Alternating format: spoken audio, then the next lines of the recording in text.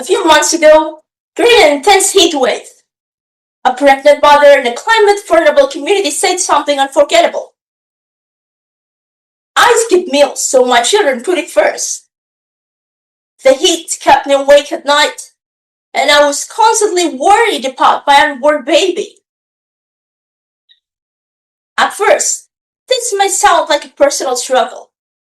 However, it actually reflects a much larger global crisis. Climate change is no longer only an environmental issue. It is becoming a maternal and child health emergency.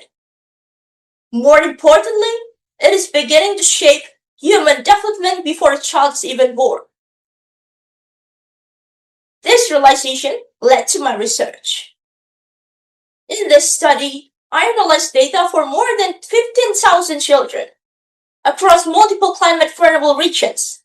They examined how prenatal exposure to extreme heat, food insecurity, and air pollution affects early childhood growth.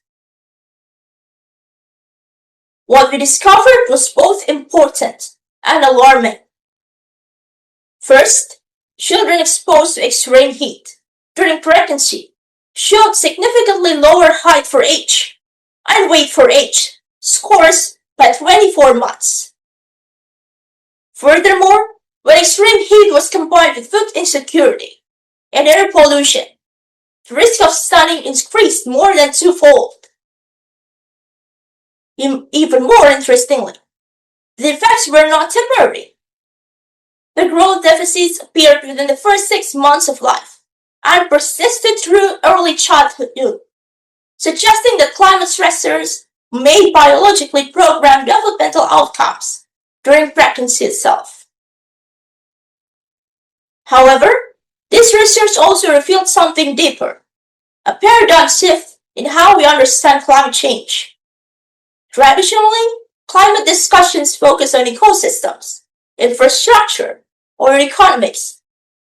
In contrast, this study shows that climate change directly interacts with maternal nutrition, psychosocial stress, healthcare access, and socioeconomic inequality to shape the biological future of children.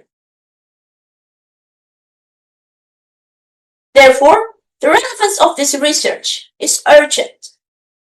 If climate-related stressors continue to intensify, millions of children could face lifelong consequences, including impaired growth, weaker immune systems, cognitive challenges, and chronic disease risks.